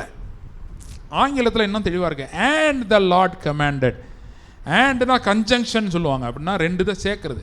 இப்போ உதாரணத்துக்கு டாம் அண்ட் ஜெரி பார்க்குறீங்கன்னு வைங்க, நீங்கள் அதை சொல்ல முடியுமா? நான் டாம் மட்டும் பார்த்துக்கிறேன், ஜெரி பார்க்க மாட்டேன்னு சொல்ல முடியாது. ரெண்டையும் சேர்த்தா என்ன பண்ண முடியும், பார்க்க முடியும். அந்த மாதிரி ஆண்ட்ன்றது ஒரு கன்ஜங்ஷன். கன்ஜங்ஷன்னா என்னென்னா, இவன் ஜெபம் பண்ணிட்டு இருந்தப்போ அதோட முடியலை அந்த வசனம். நம்ம போடுறப்ப 10ன்னு போட்டிருக்காங்க, 9, 10ன்னு. அவன் ஜெபம் பண்ணிட்டு இருந்தப்போயே இமீடியட்டாக அவனுக்கு டெலிவரன்ஸ் வந்துடுச்சு. இதுதான் விசுவாசம் உள்ள ஜெபம்னு நான் சொல்கிறேன். இதை தான் வேதம் சொல்லுது, விசுவாசம் உள்ள ஜெபம் பிணியாளியை ரட்சிக்கும். விசுவாசம் உள்ள ஜெபம்னா என்னன்னா, வேற ஒன்றும் இல்லை, நான் ஒன்றுமே அங்கே வரதே இல்லை, சீன்லேயே வரதில்லை. என் பிரச்சனை எவ்வளோ பெருசாக இருந்தாலும் அது அந்த சீனில் வரதே இல்லை. விசுவாசம் உள்ள ஜெபத்தில் 2 வரதில்லை. என்ன வரதில்லை? நான் யார் என்னன்றது வரதே இல்லை. 2வது, என் பிரச்சனை எவ்வளோ பெருசு, சின்னதாக பெருசாக, அந்த தன்மை, பிரச்சனையுடைய தன்மை அந்த ஜெபத்தில் வரதே இல்லை. அதில் இப்போ என்ன தான் வருதுன்னா, கிறிஸ்து என்ன செய்திருக்கிறார். அல்லேலூயா. பூமியின் தாழ்விடங்களில் போயிட்டேன். அவன் சொல்கிறேன் 6வது வசனத்தில், 6வது வசனம் படிக்கிறேன் பாருங்க. பர்வதங்களின் அடிவாரங்கள் பரியந்தம் இறங்கினேன், பூமியின் தாழ்பாள்கள் என்றென்றைக்கும் என்னை அடைக்கிறதா இருந்தது. பூமியில் தாழ்பால்லாம் இருக்கு போல. சோல் மறிச்சுட்டு ஒரு ஆத்மா போவதில்ல. பாருங்க, அன்னைக்கு ஒருத்தர் ஏத்திஸ்ட்டு பேசிட்டு இருந்தார். அவர் சொன்னார், ஆன்மான்னு ஒன்றே கிடையாது. நான் வந்து கமெண்ட் போட்டிருந்தேன், ஆன்மான்னு ஒன்றும் இல்லைன்றீங்க, இப்போ மனசுக்குள்ளே இப்படி யோசிக்கிறீங்களா, அது என்னது? அதுதான் ஆன்மா. உங்களோட தாட்ஸ். ஒரு ஆள் மறித்த உடனே அந்த ஆன்மா வந்து கம்யூனிகேட் பண்ண நினைக்கும், ஆனால் அதுக்கு உடல் இருக்காது. கம்யூனிகேட் பண்ணுறதுக்கு என்ன வேணும்? ஒரு உடல் வேண்டும். அந்த உடல் இருக்காது. இதுதான் டெத்து. ஆன்மா பாடியிலேருந்து செப்பரேட் ஆகிறது. இப்போ ஆன்மா எங்கே இருக்குது? உள்ளே இருக்குது. இந்த உடல் மூளை எல்லாம் சும்மா. ஆன்மாவை தான் வந்து திங்க் பண்ணுது, யோசிக்குது, பிளான் பண்ணுது. இந்த ரியல் அப்போ பர்சன்னா எது? இந்த ஆன்மா தான் ரியல். அது இந்த பாடியை யூஸ் பண்ணிக்கிடுது கம்யூனிகேட் பண்ணுறதுக்கு. வாய் பொய் சொல்லலை, ஆன்மா பொய் சொல்லுது. வாயை என்ன பண்ணிக்கிடுது? யூஸ் பண்ணிக்கிடுது. அதுதான் போட்டிருக்கு, பாவம் செய்கிற ஆத்மா சாகும்னு வேதம் சொல்லுது. சாகும்னா என்னன்னா அது இட்டர்னல் டெத்து, நித்திய மரணம். ஆனால் நாம் அப்படிப்பட்டவர்கள் அல்ல. அல்லேலூயா. நாம் ரட்சிப்பு கர்த்தருடையது என்று சொல்லி ரட்சிப்பை பெறுகிறவர்கள். அல்லேலூயா. பாருங்க, அவன் சொல்கிறான், பூமியின் தாழ்விடங்கள் வரைக்கும் இறங்கினேன், பூமி என்ன மேலே வராதபடிக்கு என்ன பண்ணுது? அடைக்குது, அடைச்சிருச்சு. இதுதான் அவன் சிச்சுவேஷன். வெளியே வரவே முடியாது. டிஜிஎஸ் தினகரன் ஐயா வந்து தரிசனங்கள் பார்ப்பார். அதில் ஒரு யோனாவை பற்றி ஒரு தரிசனம் பார்த்து சொன்னார், யோனா எப்படி இருந்தான் மீன் வயிற்றுலன்னு. ஏன்னா 3 நாள் வந்து நீங்களே இப்போ ஏதோ ஒன்று சாப்பிட்றீங்க, 3 நாள் டைஜஸ்ட் பண்ணாமல் வைக்க முடியுமா வயிற்றில்? அந்த மீனுடைய அந்த திரவியங்கள்லாம், இந்த டைஜஸ்ட் பண்ணுற ஜூஸ் எல்லாம் அவனை கொல்றதுக்கு வரும்போது தேவ கிருபை அவனை சூழ்ந்து கொள்ளுதான். அவனை அப்படியே சுற்றிக்கிட்டு தான். கிருபை வந்து அதுவும் ஒரு லிக்விட் மாதிரி வந்து அவனை என்ன பண்ணிக்கிட்டு சுற்றிக்கிட்டு தான். இப்படியே அந்த கிருபை வந்து வந்து அது எப்போல்லாம் மீன் டைஜஸ்ட் பண்ண நினைக்குதோ, அதுக்கு மீனுக்கு இயல்பு இல்லையா? ஒரு உணவை சாப்பிட்டா அதை டைஜஸ்ட் பண்ணுறது இயல்பு. அப்போல்லாம் அந்த கிருபை என்ன பண்ணிக்கிட்டே இருக்கான்? காப்பாற்றிக்கிட்டே இருக்கான். இப்படி தான் நான் விசுவாசிக்கிறேன். இங்கேயும் நம்மளையும் அந்த கிருபை என்ன பண்ணிக்கிட்டே இருக்குது? சுற்றி சுற்றி காப்பாற்றுது. ஏன்னா ஏதோ நம்மலாம் புயலுக்கு தப்பிச்சோம் வந்தோம் அப்படின்றதுக்காக இல்லை, ஒரு மேன்மைக்கு கொண்டு போனோம். ஹல்லேலூயா. பக்கத்தில் சொல்லுங்கள், மேன்மையின் கதவுகள் திறக்கும். ஹல்லேலூயா. அதனால தான் இன்றைக்கி இந்த வார்த்தையை கர்த்தர் கொடுத்துருக்கிறார். பூமியின் தாழ்விடங்களில் அவன் இறங்கினாலும் தேவ கிருபை, அதான் அந்த கிருபையை பற்றி சொல்கிறேன் பாருங்கள். பொய்யான மாயை பற்றி கொள்கிறவர்கள் தங்களுக்கு வரும் கிருபையை போக்கடிக்கிறார்கள். ஹல்லேலூயா. அடிச்சு தான் சொல்கிறான், நானோ வெனில். ஹல்லேலூயா. அப்படின்னா என்ன அர்த்தம்? என்னை பொறுத்த அளவுக்கு என் சூழ்நிலை எனக்கு பெருசு கிடையாது. இந்த மாதிரி சூழ்நிலை இருந்தாலும் எனக்கு ஒரு வெளிப்பாடு கடவுள் கொடுக்குறாரு. ஹல்லேலூயா. ரட்சிப்பை பற்றிய ஒரு வெளிப்பாடை கர்த்தர் கொடுக்குறாரு. அந்த வெளிப்பாடு என்னை தாழ்விடங்களில் இருந்தாலும் அங்கேருந்து மேலே கொண்டு வருகிறது. ஹல்லேலூயா. அப்போ இந்த ரட்சிப்பை குறித்த வெளிப்பாடு தான் யோனாவுடைய வாழ்க்கையை மாற்றினது, வரலாறை மாற்றினது. ஹல்லேலூயா. இப்படி வெளியே வந்த யோனா போய் பிரசங்கம் பண்ணான்ல, சக்ஸஸ் ரேட் எவ்வளோ? எத்தனை %? 100%. ஹல்லேலூயா. சக்ஸஸ் ரேட் எவ்வளோ? 100%. அப்போ ஒரு 100க்கு 100 வெற்றி, அவன் செய்வதெல்லாம் வாய்க்கும்ன்ற நிலைக்கு கர்த்தர் இப்போ தோல்வியில் இருக்கலாம், இப்போ பூமியின் தாழ்விடங்களில் நம்ம காணப்படலாம், ஆனால் நம்மை அந்த நிலைக்கு கொண்டு போவதுதான் அவருடைய சித்தமாக இருக்கிறது. ஹல்லேலூயா. அந்த இதுக்கு கொண்டு போகிற வரைக்கும் கிருபை தாங்கும். ஹல்லேலூயா. வெளிப்பாடு வர வரைக்கும் கிருபை தாங்கும். வெளிப்பாடு வந்துருச்சுன்னா விசுவாசம் வந்துடும். விசுவாசம் வந்துருச்சுன்னா தேவ மகிமையை நாம் காண்கிறவர்களாய் மாறிவிடுவோம். ஹல்லேலூயா. நீ விசுவாசித்தால் தேவனுடைய மகிமையை காண்பாய். போன வாரம் பிரசங்கம் பண்ணோம் இல்லையா? இப்போ விசுவாசம் தேவ மகிமையை காண வைக்கிறது. இந்த இடத்துல நம்ம எதை பார்க்க போகிறோம்னா, எப்படி இது நடந்தது. ஏன்னா இது யோனாவை பற்றிய விஷயம் அல்ல. இயேசு சொல்கிறாரு, யோனா 3 நாள் மீனின் வயிற்றில் இருந்தது போல மனுஷகுமாரன் 3 நாள் பூமியின் இருதயத்தில் இருப்பார். அல்லேலூயா. அப்படின்னா என்ன அர்த்தம்? இவன் இப்படி கீழ்ப்படியாமல் போவான், இப்படிலாம் போவான் அப்படின்னு தான் இவனையே அனுப்பியிருக்கிறாரு கர்த்தர். அல்லேலூயா. ஏன்னா இப்போ யோனா கீழ்ப்படிஞ்சு போயிட்டான்னு வச்சுக்கோங்க. உதாரணத்துக்கு யோனா நல்லா கீழ்ப்படிஞ்சு சொன்ன பேச்சை கேட்டு போயிட்டான்னா இந்த 2வது அதிகாரம் இருக்குமா? ஆரம்பம் எப்படி ஆரம்பிக்குது பாருங்க. யோனா அந்த மீனின் வயிற்றில் இருந்து யோனா தன் தேவனாய் கர்த்தரை நோக்கி. இந்த மீனே வந்திருக்கு. அதில் கீழ்ப்படியாமல் போயிருந்தான்னா, கீழ்ப்படிஞ்சு போயிருந்தான்னா இந்த மீனே வந்திருக்காது. மீனே வரலைன்னா இந்த 2ஆம் அதிகாரம் வந்திருக்காது. இந்த 2ஆம் அதிகாரம் வரலைன்னா இந்த வெளிப்பாடு வந்திருக்காது. கரெக்டா? ரட்சிப்பு கர்த்தருடையதுன்ற வெளிப்பாடு வந்திருக்கிறாது, மீன் வரலன்னா. அப்போ இந்த வெளிப்பாடு வந்தது யாருக்காக? யோனாக்காக மட்டுமா? ரட்சிப்பு யாருக்காக வந்திருக்கு? ரட்சிப்பு கர்த்தருடையது. இந்த நம்மளாம் ரட்சிக்கப்பட்டிருக்கோமே. அப்போ இந்த ரட்சிப்புடைய தன்மை எப்படிப்பட்டது? இந்த ரட்சிப்பு ஒரு மனுஷனுக்கு வந்துருச்சுன்னா அது அவன் வாழ்க்கையில் என்ன செய்யும் அப்படின்ற ஒரு இன்ஃபர்மேஷன் கொடுக்கறதுக்கு தான் இந்த அதிகாரம் எழுதப்பட்டிருக்கிறது. ஹல்லேலூயா. இப்போ தான் தெரியுது நமக்கு ஏன் யோனா கீழ்ப்படியாமல் போனால், ஏன் கீழ்ப்படியாமல் போனாலும் அவனை ஆண்டவர் அந்த வார்த்தையை கொடுத்தாருன்னு. அதனால தான் இந்த வெளிப்பாடு வந்திருக்கு. இந்த வெளிப்பாடு இங்கே வந்தனால தான் இன்றைக்கு நம்ம பிரசங்கம் பண்ணுறோம். ஹல்லேலூயா. அப்போ அந்த வெளிப்பாடு என்ன பண்ணுது? யோனாவின் அனுபவம் அதுதான் இயேசுவின் அனுபவம். ஆமாவா இல்லையா? மரணத்துக்கே போயிட்டார் அவர். இவனால் மீன் வயிற்றில் இருந்தான். இயேசு யாருடைய இருதயத்தில் இருக்காரு? பூமியின் இருதயத்தில் உள்ளே போயிட்டார். லாக் பண்ணிருச்சு பூமி. இனிமேட்டு நீங்கள் வரவே முடியாது. 1 வே லாக் போட்டுருச்சு. இன்றைக்கி நான் சொல்கிறேன், 1 வே லாக் இருந்தாலும் அதை உடைக்கிறார் கர்த்தர். ஹல்லேலூயா. நம்புறீங்களா இல்லையா? 1 வே லாக்குங்க ஆயிடுச்சு. இந்த வாரமே வீக் ஆஃப் கம்பேக். ஹல்லேலூயா. அதோடு சேர்த்து நான் இன்னொன்று சொல்கிறேன், உடைக்கப்படுது. ஹல்லேலூயா. தாழ்பால்கள் உடைக்கப்படுது. ஹல்லேலூயா.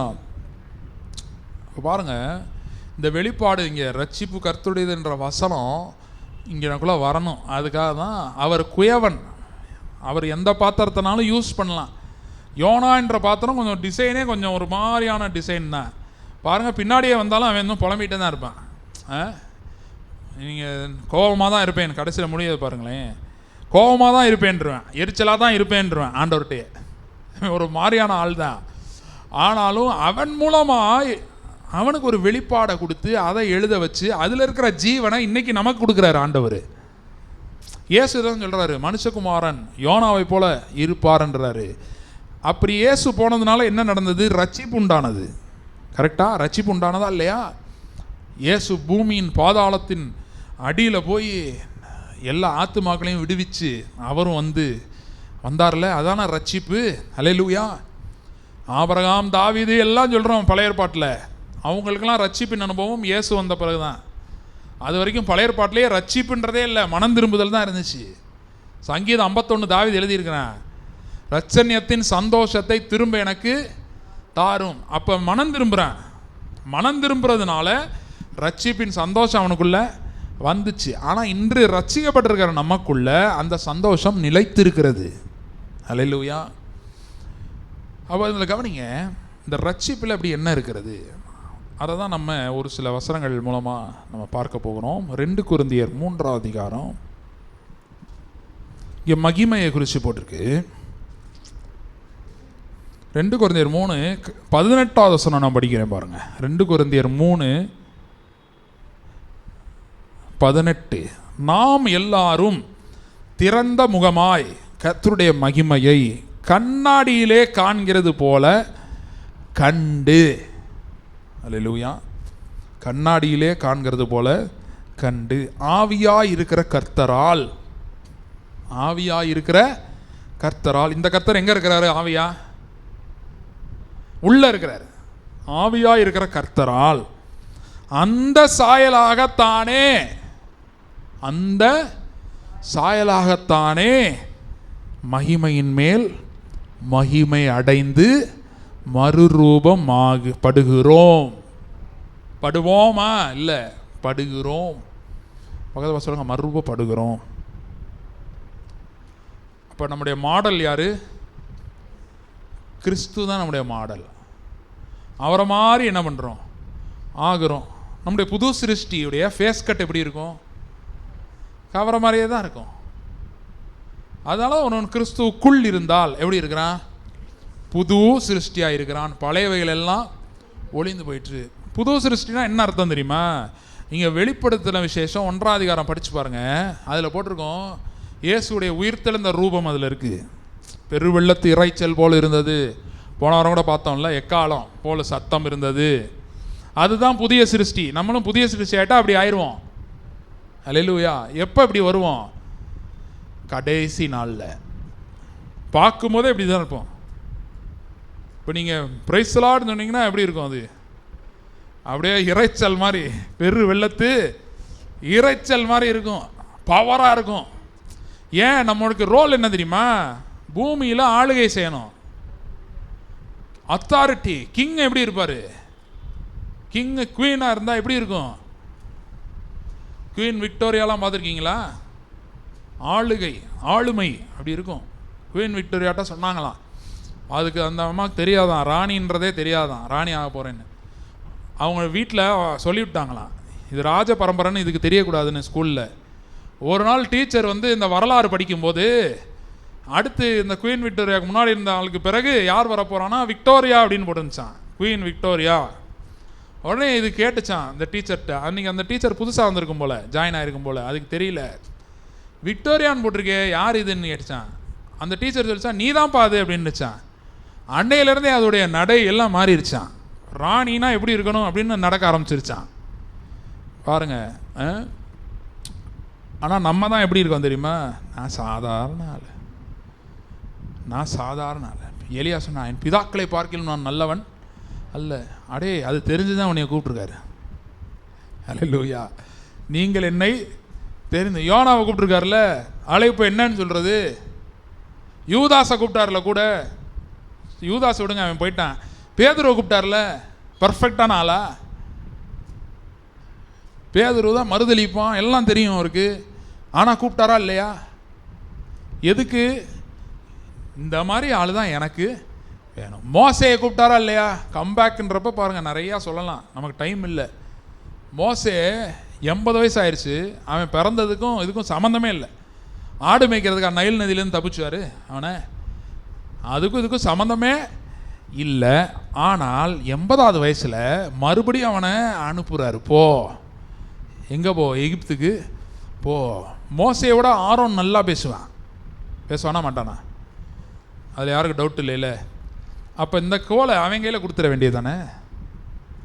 இந்தா கீழே போடு, பாம்பாக மாறட்டும். இந்தா தண்ணியை ரத்தமாக மாற்று. இந்த செங்கடல் முன்னாடி நீயே கோலை ஓங்கு.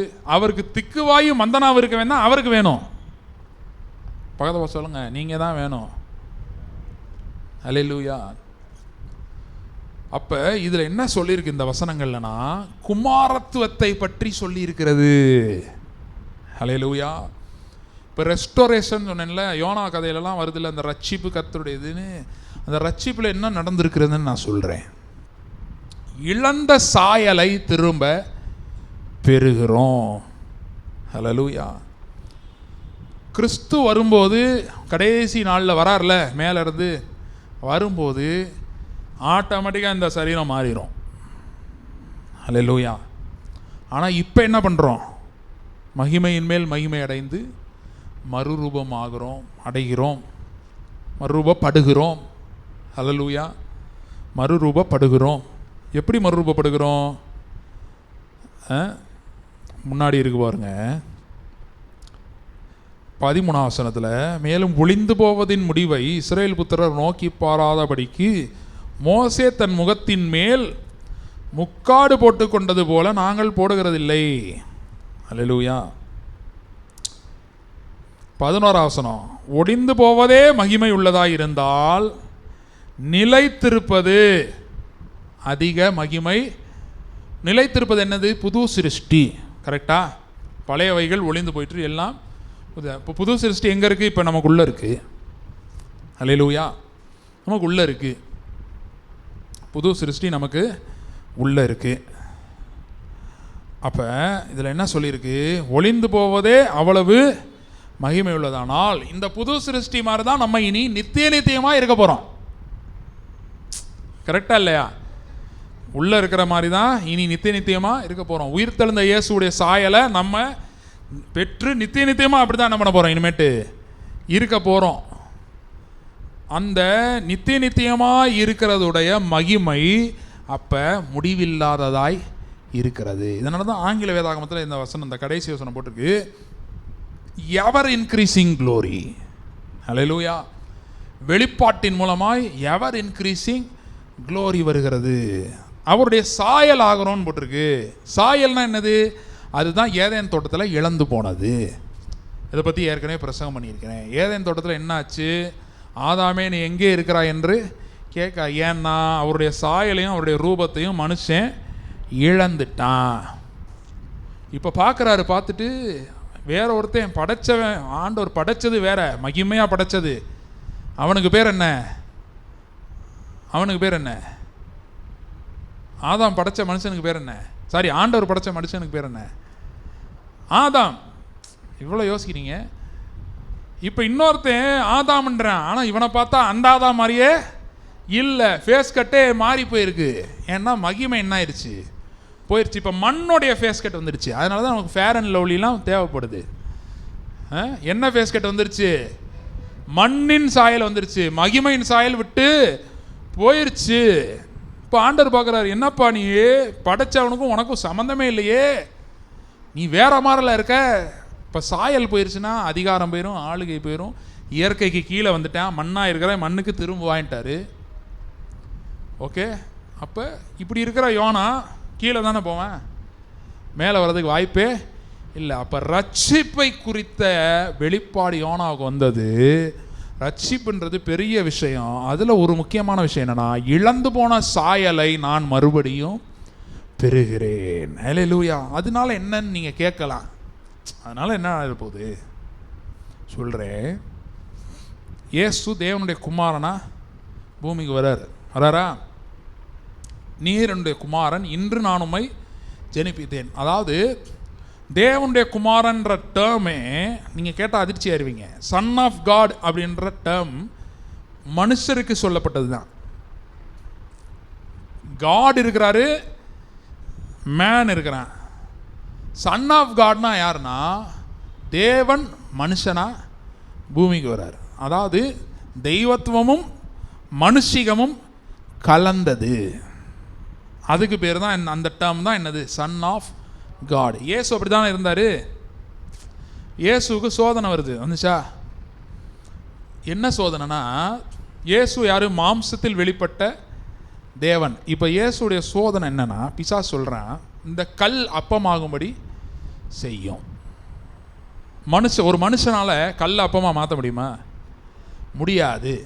அப்போ இயேசு தன்னுடைய தெய்வத்துவத்தை காண்பித்தால் அந்த கல் என்னவா மாறிடும்? அப்பமாக மாறிடும். ஒரு மனுஷன் மேலேருந்து குதிச்சா உயிரோடு இருப்பானா? இருக்க மாட்டான். ஆனால் இயேசு மேலேருந்து குதிக்கிறார்னு வைங்க, குதிக்கும் போதே தன்னுடைய தெய்வத்துவத்தை காண்பித்து விட்டால் என்ன ஆகும்? தூதர்கள் வருவாங்க, பாதம் கல்லில் இடராதபடி ஏந்தி கொண்டு போவார்கள். அப்போ இயேசுக்கு வந்த சோதனை என்னன்னா, ஸ்டாப் லிவிங் அஸ் மேன். மனுஷனாக வாழாதீங்க, நீங்கள் தேவன். நீங்கள் என்னவா வாழுங்க? You start living as God. இந்த சோதனை வெறும் அந்த வனாந்தரத்தில் மட்டும் வரல, தொடர்ச்சியாக வருது. சிலுவையில் தொங்கிட்டு இருக்காரு, சொல்கிறாங்க, நீ தேவனுடைய குமாரனே ஆனால் கீழே இறங்கு. அப்படின்னா என்ன? கடவுளுக்கு மரணம் இல்லை. நீங்கள் ப்ரூவ் பண்ணுங்க கடவுள்னு. ப்ரூவ் பண்ண நினச்சா முடியுமா முடியாதா? அவரால் டப்புன்னு இறங்கி வர முடியுமா முடியாதா? முடியும். அப்போ இயேசுடைய சோதனை என்னன்னா, தெய்வத்துவத்தை காட்டுங்கன்னு அவருக்கு சோதனை வந்தது. இன்றைக்கும் நீங்கள் பூமியில் பார்த்தீங்கன்னா நிறைய பேர் நான் தான் கடவுள்னு வரானா இல்லையா? ஆனால் அவன் மனுஷன் தான், நமக்கு தெரியும். ஆனால் என்னன்னு சொல்லிட்டு வரான்? இவங்களுக்கே இப்படி வருதுன்னா அவர் ரியலாக கடவுளுங்க எப்படி இருந்திருக்கும்? ஒரு துப்புரா மூஞ்சில் வந்து சிலுவையில் போகும்போது அவர் என்ன பண்ணியிருக்கணும்? ஏய் கடவுள், நான் என் மூஞ்சில் நீ துப்புரியா, இப்போ பாரு என் பவரை காட்டுறேன். அதுதான் சோதனை. மரண பரியந்தம் தன்னை தாழ்த்தி. நம்முடைய தாழ்மையெல்லாம் ஒன்றுமே இல்லை. இதோட பார்த்தீங்கன்னு வைங்களேன், நம்ம சில பேர்கிட்ட சில பேர் நம்மகிட்ட வம்பிழுத்தான்னு வைங்க. தாழ்மைனா என்ன? நான் இறங்கி போய் என்னை மன்னிச்சுக்க, இதுதான் கிறிஸ்துவின் தாழ்மை. ஆனால் அவர் அளவுக்கு நம்மளை தாழ்த்தவே முடியவே முடியாது. ஏன்னா அவர் பெர்ஃபெக்ட் பர்சன். ஆனால் மூஞ்சில் துப்புறான் வாங்கிக்கிட்டாரு. ஏன் அப்படின்னா அவர் தன்னுடைய தெய்வத்துவத்தை வெளிப்படுத்தவே இல்லை. ஏன் வெளிப்படுத்தலைன்னா, ஒரு மனுஷனா அவர் வாழ்ந்து மனுஷனா மரித்து தேவனாய் இருந்தும் தேவனுக்கு சமமானதை கொள்ளையாடின பொருளாக எண்ணாமல்னு வேதவசனம் சொல்லுது. மனுஷனா தேவனாய் இருந்தும் மனுஷனாவே வாழ்கிறார். ஏன்னா ஒரு மனுஷனா மரித்து இன்றைக்கு ஒரு மனுஷனாக மேலே போய் உட்கார்ந்துருக்கிறாரு. ஆமாவா இல்லையா? Jesus the son of God, Jesus Christ the son of God. பரலோகத்தில் இருந்த வரைக்கும் எப்படி இருந்தார்? தேவனுடைய வார்த்தையா இருந்தார், ஆவியா இருந்தார், தேவ வார்த்தையா இருந்தார். பூமியில் வந்து பிறக்கும் போது தான் சன் ஆஃப் காடா வரார். ஏன்னா ஒரு ரியல் சன் ஆஃப் காட் யார் தெரியுமா? ஆதாம். ஆடம் த சன் ஆஃப் காட்னு போட்டிருக்கு. லூக்கா 4 அதிகாரம், லூக் 4 இங்கிலீஷில் படிங்க. Adam the son of God. தமிழில் ஆதாம் தேவனால் உண்டானவன். உண்டானவன்னா என்னங்க அர்த்தம்? ஒரு தாய்க்கும் தகப்பனுக்கும், ஒரு தாய் வயிற்றில் ஒரு பிள்ளை உண்டாகுது அப்படின்னா அது அந்த பிள்ளை வந்து அது அம்மா அப்பான்னு என்ன பண்ணுவோம்? கூப்பிடுவோம் அந்த அப்பா அம்மாவை. அவங்களுக்கு அது பிள்ளை. இப்போ ஆதாம் தேவனால் உண்டானவன்னா ஆதாமுக்கு யாரு தகப்பன்? தேவன் தான் அவருடைய தகப்பன். இப்போ பிசாசுக்கு என்ன பிரச்சனைனா, தேவன் தேவனாகவே இருக்கிற வரைக்கும் பிரச்சனை இல்லை, அவன் வாழலாம். கரெக்டா? மனுஷனும் மனுஷனாக இருக்கிற வரைக்கும் அவனுக்கு பிரச்சனை இல்லை. தேவன் மனுஷனாக மாறும்போதோ அல்லது மனுஷன் தேவகுமாரனாக மாறும்போதோ அதுக்கு வாய்ப்பு இருக்கா? மனுஷன் தேவகுமாரனாக மாற முடியுமா? முடியாதா?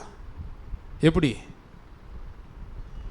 அப்பா பிதாவே என்று கூப்பிடப்படுகிற புத்திர சுவிகாரத்தின் ஆவியை நமக்குள்ள அனுப்பி இருக்கிறார். கூப்பிட சொல்ற இல்லை, கூப்பிட பண்ணுகிற அப்படின்னா என்ன அர்த்தம்? இந்த லேண்டை வாங்குங்க அப்படின்னு சொல்றதுக்கும் இந்த லேண்டை வாங்குறதுக்கு தேவையான எல்லாத்தையும் காசை கட்டி டாக்குமெண்ட்ஸ் எல்லாம் பண்ணி வைக்கிறதுக்கும் வித்தியாசம் இருக்கா இல்லையா? அல்லேலூயா. லேண்டெல்லாம் வாங்க போறீங்க, அல்லேலூயா. நானும் வாங்க போறேன், அல்லேலூயா.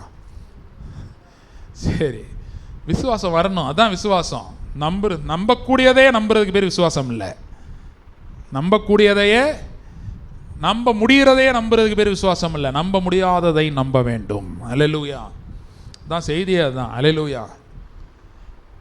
அப்போ பாருங்க, கூப்பிட பண்ணுகிறனா என்ன அர்த்தம்னா அதுக்கு தேவையானது எல்லாம் அவர் செஞ்சு முடிச்சு அந்த ஆவியை இன்று நமக்குள்ள வைத்திருக்கிறார். எனவே நாம் அப்பா பிதாவே என்று கூப்பிடுகிறோம். இயேசுவை பார்த்த பிசாசெல்லாம் ஓடிச்சு. என்ன சொல்லிட்டு ஓடிச்சு?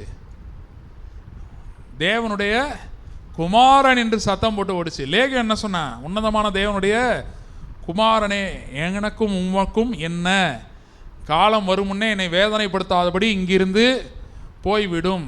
அதெல்லாம் என்ன? அதுலேருந்து அந்த வசனங்கள்ல என்ன தெரியுதுன்னா, பிசாசால யார் முன்னாடி நிற்க முடியாதுன்னா தன்னை தேவனுடைய புத்திரன் என்று அறிந்திருக்கிற ஒருவன் முன்பாக பிசாசு தோல்வி அடைகிறான். ஹல்லேலூயா. 40 நாள் சோதனையில் இயேசு தன்னை தேவனாக வெளிப்படுத்தி இருந்தால் பிசாசுக்கு பிரச்சனை இல்லை. அவர் தன்னை மனிதனாகவே அங்கே காண்கிறார். மனுஷன் அப்பத்தினால் மாத்திரமல்ல, தேவனுடைய வாயிலிருந்து புறப்படுகிற ஒவ்வொரு வார்த்தையினாலும் பிழைப்பான்றாரு. எல்லா இடத்துக்கும் மனுஷனே சொல்கிறாரு. கவனிச்சிருக்கீங்களா இயேசு சொன்னதை? ஏன்னா நான் மனுஷனாய் வாழ இங்கே வந்திருக்கிறேன். பிதாவுடைய சித்தம் அதுதான். பிதாவுடைய சித்தத்தை நான் என்ன பண்ண போகிறேன்? நிறைவேற்ற போகிறேன் அப்படின்னு வராரு. இன்னொன்று முக்கியமானது அதில் பார்த்தீங்கன்னா, தேவகுமாரன் என்று முதற்பேரானவராக வந்தவர் யார்? இயேசு கிறிஸ்து. அவருக்குள் நாம் இருக்கிறதுனால தான் நாம் குமாரர்களாய் மாறி இருக்கிறோம். ஹல்லேலூயா. இது எப்படி இருக்குன்னா, அவருக்குள் இருக்கிறது எப்படி தெரியுமா? இயேசு பூமியில் வாழ்ந்தபோது 2 டைப்பாக அற்புதம் பண்ணார். ஒன்று, அவர் தேடி போய் அற்புதம் பண்ணார், சுகமாக்கினார்.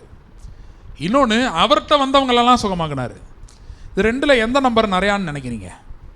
அவர் போய் சுகமாக்குறது நிறையாவா, அவர்கிட்ட வந்து சுகமாக்கப்பட்டவர்கள் நிறையாவா? வந்து சுகமாக்கப்பட்டவர்கள் தான் நிறையா. ஏன்னா அவர்கிட்ட வந்தவங்க எல்லாரையுமே அவர் என்ன பண்ணிட்டாரு? சுகமாக்கிட்டாரு. இன்க்ளூடிங் ஒரு அம்மாலாம் வந்து சொல்லுது, ஒரு அம்மாட்ட சொல்கிறாரு, பிள்ளைகள் அப்பத்தை எடுத்து நாய்க்குட்டிக்கு போட முடியாதுன்றாரு. இருந்தாலும் அவரை தேடி வந்ததுனால சுகமாக்கிட்டாரு. அல்லேலூயா. 10 குஷ்டரோகிகள் வராங்க, அவரை தேடி வராங்க. அவங்க திரும்பி வரமாட்டாங்கன்னு அவருக்கு தெரியுமா தெரியாதா? ஆனாலும் சுகமாக்கிட்டாரு. அல்லேலூயா. இதே இது பெதஸ்தா குளத்துக்கு பாருங்கள், இயேசு போகிறார். நிறைய பேர் இருந்தாங்க, ஒருத்தனை மட்டும் தான் என்ன பண்ணார்? சுகமாக்கினார். சொந்த ஊருக்கு வந்தார், அங்கே யாரையுமே என்ன பண்ணல, அவர் சுகமாக்கலை. இந்த மாதிரி இயேசு போன இடத்துல அவர் செஞ்சதை விட அவர்கிட்ட வந்தவங்களுக்கு அவர் செஞ்சது தான் அதிகம். நம்ம இந்த 2வது கேட்டகரியில் தான் இருக்கோம். இயேசு நம்மளை தேடி இங்கே வந்திருக்கிறாரா? இங்கே சேரில் உட்காந்துருக்கிறாரா? சத்தியத்தின் வழியில், சத்தியத்தை அறிகிற அறிவில் நாம் இயேசு அண்டை சேருகிறோம். அல்லேலூயா. இதுதான் கிறிஸ்துவுக்குள் இருக்கிறது. ஒருவன் கிறிஸ்துவுக்குள் இருந்தால் புதுசு. இப்படி பார்க்கும்போது 100% சக்ஸஸ் நமக்கு இருக்கிறது. ஏன்னா நான் யாருக்குள்ளே வந்துட்டேன்? இயேசுக்குள்ளே வந்துட்டேன். இப்போ அவருடைய குமாரன் ஆக என்னை அவர் மாற்றி இருக்கிறார். அல்லேலூயா. இளைய குமாரன் எல்லாத்தையும் இழந்தான்ல, திருப்பி வரான்ல. அவன் முதலாவது பெற்றுக்கொண்டது என்னன்னு தெரியுமா?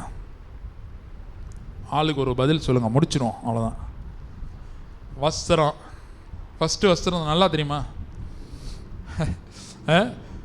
ஃபஸ்ட்டு வஸ்திரம் கிடையாது. அவன் முதலாவது பெற்றுக்கொண்ட என்ன தெரியுமா? அவன் வரும்போது என்ன சொல்லிட்டு வரேன்?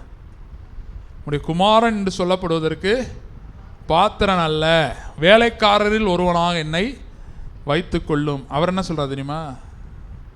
நீ குமாரன். குமாரன் என்கிற அந்தஸ்து தான் அவன் முதலாவது பெற்றுக்கொண்டது. யார் வாயிலிருந்து பெற்றுக்கொள்கிறான்? அந்த தகப்பனே சொல்லுறாரு. அவரோட பெரிய ஃபோர்ஸ் யாருமே இல்லை. அவர் தான் இன்றைக்கி நம்மளை குமாரர்களாய் குமாரத்திகளாய் மாற்றி இருக்கிறார். ஹல்லேலூயா. ஏன் தெரியுமா? இந்த தேவ புத்திரர் வெளிப்படுவதற்கு இயற்கையானது சர்வ சிருஷ்டியும் ஆவலாய் எதிர்பார்த்து காத்து கொண்டிருக்கிறதுன்னு வேதம் சொல்லுது. ஏன் தெரியுமா? அது ஒரு நாள் நடக்கும். ஆனால் நான் சொல்கிறேன், விசுவாசிக்கிறவர்களுக்கு இப்போவே அந்த எஃபெக்ட் வந்துடுதுன்றேன். விசுவாசிக்கிறவனுக்கு குமாரன், நான் தேவனுடைய குமாரன் குமாரத்தின்னு நம்புகிறவனுக்கு, இந்த அறிவில் நடக்கிறவனுக்கு மரணம், இயற்கை, பிசாசு இது எல்லாமே அவனுக்கு கீழே வரும். சுருக்கமாக சொல்லப்போனால் 33 ஆண்டுகள் இயேசு பூமியில் வாழ்ந்தார். எதெல்லாம் அவருக்கு கீழே இருந்துச்சோ அது எல்லாம் இன்றைக்கி நமக்கு கீழே வருது. ஏன்னா இயேசு தேவனாக ஆப்ரேட் பண்ணவே இல்லை. லாசருவே வெளியே வாழ்றார்ல, தேவனாக தெய்வத்துவத்திலே செயல்படவே இல்லை, தேவகுமாரனாக செயல்பட்டார். இயேசு யாராக செயல்பட்டார்? தேவகுமாரனாக. தேவகுமாரன்னா என்னன்னு சொன்னேன்? ஒரு மனுஷன் தெய்வத்துவத்தை உடையவராக இருக்கும்போது. ஹல்லேலூயா. இயேசுக்கு நமக்கும் ஒரே டிஃபரன்ஸ் என்ன தெரியுமா? அவர் தேவன் மனுஷனானார், நம்ம மனிதர்கள் தேவபுத்திரராய் மாறுறோம். புரியுதா உங்களுக்கு? அவர் தேவன் மனுஷனானார், நம்ம மனிதர்கள் தேவபுத்திரராய் மாறுகிறோம், சன்ஸ் ஆஃப் காடாக மாறுறோம். பிசாசை இயேசு எப்படி துரத்தினார்? தேவகுமாரன் அப்படின்றதான் துரத்தினார். இயேசுக்கு நமக்கு இன்னொரு வித்தியாசம் என்ன தெரியுமா? இயேசு ஜெபம் பண்ணார், நம்ம ஜெபம் பண்ணுறது இல்லை. இயேசு என்ன பண்ணார்? ஜெபம் பண்ணார். நம்ம இயேசு எதுக்கு ஜெபம் பண்ணியிருக்காருன்னு நினச்சிங்க? ஒன்றே ஒன்று தான், தேவகுமாரன் அப்படின்ற அடையாளத்தில் தான் நான் செயல்படணும். தேவன்ற அடையாளத்தில் நான் செயல்பட கூடாதுன்றதுக்காக தான் ஜெபம் பண்ணார். அதுக்கு தான் ஜெபம் பண்ணார். தேவனா அவர் செயல்பட்டு தான் என்ன இருக்கும்? சிலுவைக்கே போயிருக்க முடியாது. நான் என் பிதாவை நோக்கி வேண்டிக் கொண்டால் தூதர்கள் அனுப்புறது அதிக நிச்சயம் தூதர்கள் வந்திருப்பாங்க, தூக்கிட்டு போயிருப்பாங்க, ரோம சாம்ராஜ்யத்தையே காலி பண்ணியிருப்பாங்க. அல்லேலூயா. இப்போ நம்ம எதுக்கு ஜெபம் பண்ணுறோம்? எதுக்கு ஜெபம் பண்ணணும்? நான் மனுஷனா வாழக்கூடாது, தேவ புத்திரனா வாழணும். அந்த ஐடென்டிட்டி, அந்த அடையாளத்தில் நான் வாழணும். வியாபாரம் செய்கிறேன்னு வைங்க, மனுஷனாக செஞ்சால் இரவு முழுவதும் பிரயாசப்பட்டேன், ஒன்றும் அகப்படலை. ஆனால் இந்த அறிவில் இப்போ செய்ய போகிறோம். இந்த வாரம் வியாபாரம்லாம் கொடி கட்டி பறக்க போகுது. அல்லேலூயா. நம்புறீங்களா? அல்லேலூயா. செய்கிறதெல்லாம் வாய்க்க போகுது. அல்லேலூயா. ஏன்னா ரைஸ் ஆஃப் ஜோனான்னு பார்க்குறோம். யோனாவுடைய உயர்வு. அங்கே கீழே இருந்தவன் வெளியே வரான், ஃபேமஸ் ப்ராஃபட்டாக மாறுறான். என்ன பிரசங்கம் பண்ண எல்லாரும் என்ன பண்ணிட்டான்? ரட்சிக்கப்பட்டான். எலியாவு கூட இப்படி நடக்கலை. எலியா பெரிய தீர்க்கதரிசின்றோம்ல, எலியாவு கூட இப்படி ஆகலை. ஆகாப் எல்லாத்தையும் பார்த்துட்டு மனம் திரும்பினானா? திருப்பி மனைவி சொல்கிறதான் கேட்டுட்டு இருந்தான். அல்லேலூயா. அப்போவே ஏசபேல் மாதிரி மனைவிகள் இருந்திருக்காங்க போல. சரி, இங்கே இருக்கவங்களாம் நல்லவர்கள். அல்லேலூயா. அப்போ பாருங்கள், அந்த வெளிப்பாடு தான் யோனாவுக்கு வந்துச்சு, ரட்சிப்பை குறித்த வெளிப்பாடு. அப்போ பேதுரு தான் வலையை போட்டான் பாருங்கள். இரவு முழுவதும் வலையை போட்டான், ஒன்றும் வரல. சொல்கிறான், இப்பொழுது உங்களுடைய வார்த்தையின்படி நான் வலையை போடுறேன். இப்போ யார்? இயேசு செயல்படுறாரு த்ரூ பீட்டர். இயேசு மீன் பிடிக்கிறாரு த்ரூ பீட்டர். இதுதான் பவுல் சொல்கிறான், இனி நான் அல்ல, கிறிஸ்துவே என்னில் பிழைத்திருக்கிறார். என்னை பலப்படுத்துகிற கிறிஸ்துவனால எல்லாவற்றையும் செய்ய எனக்கு பலன் உண்டு. இங்கே இதோட சேர்த்து ஒரு விஷயத்த சொல்கிறேன். நீங்கள் தினந்தோறும் ஜெபம் பண்ணலன்னா, ஞாயிற்றுக்கிழமை சன் ஆஃப் காட், ஒவ்வொருத்தர் அங்கே ஒரு சன் ஆஃப் காட், அங்கே ஒரு சன் ஆஃப் காட் எல்லாம் இருக்கும். திங்கக்கிழமை சன் ஆஃப் உங்கள் ஃபாதர் பேர், அப்படி ஆயிடுவோம். ஆமாம், நேச்சுரலாக மாறிடுவோம். இயேசு தன்னுடைய தெய்வத்துவத்தை கட்டுப்படுத்தி சன் ஆஃப் காட் அப்படின்ற அடையாளத்தில் செயல்படுவதற்காக ஜெபம் பண்ணினார். நம்முடைய மனிதத்துவத்தை கட்டுப்படுத்தி சன் ஆஃப் காட் என்ற இந்த உயர்ந்த நிலையில் நடப்பதற்கு ஜெபம் பண்ணுறோம். சத்தியத்தை, அதான் அந்த சத்தியம் சொல்லுது, சத்தியத்தை அறிஞ்சிருக்கிறோம். ஹல்லேலூயா. இப்போ நம்ம ஜெபம் பண்ண போகிறோம். ஆனால் இந்த வாரம் எப்படி இருக்க போதும்னா, it's going to be a week of comeback. Hallelujah. திரும்பி வருகிற ஒரு வாரம், திரும்ப பெறுகிற ஒரு வாரம். ஹல்லேலூயா. உடைப்பட்ட கதவு எதுவாக இருந்தாலும் அது திறக்கிற வாரம். ஹல்லேலூயா. வெளிப்பாடு உடையவர்கள் கிறிஸ்துவை பிரதிபலித்திருக்கிறார்கள். பழைய ஏற்பாட்டிலே அப்படி தான். தாவீது சொல்கிறேன், கர்த்தருடைய நாமத்தினால் உன்னிடத்தில் வருகிறேன். நாமம்னா என்னது? இயேசு. போனதே யார் தான்? இயேசு தான் கோலியாத்தை எதிர்த்து போயிருக்கிறாரு. இங்கே யோனா சொல்கிறேன், ரட்சிப்பு கர்த்தருடையதுன்னு சொன்னோடனே கர்த்தர் பார்க்குறாரு, யோனாக்கு எல்லா தகுதியும் இருக்குது. மீன் வயிற்றில் இருக்கிறதுக்கு ஜோனா த மேன், அவனுக்கு எல்லா தகுதியும் இருக்குது. ஆனால் அவன் கிறிஸ்துவை அறிகிற அறிவுக்குள்ளே வரும்போது அவன் தேவகுமாரனாய் மாறுகிறான். அவன் இருக்க வேண்டிய இடமே வேற.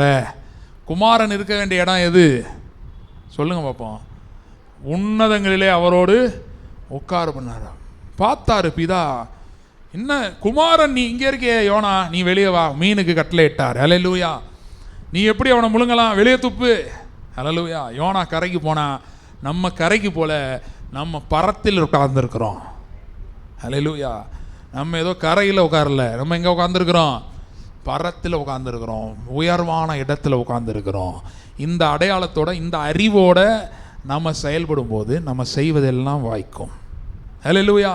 எதுக்கு ஆன்லைனில் போடுறோம்? இந்த பிரசங்கத்தை இடையில கேளுங்க, கேட்டு திருப்பி ஜெபம் பண்ணுங்க. ஆண்டவரே, புதன்கிழமை ஆயிடுச்சு, இந்த அறிவில் நான் என்ன பண்ணணும்?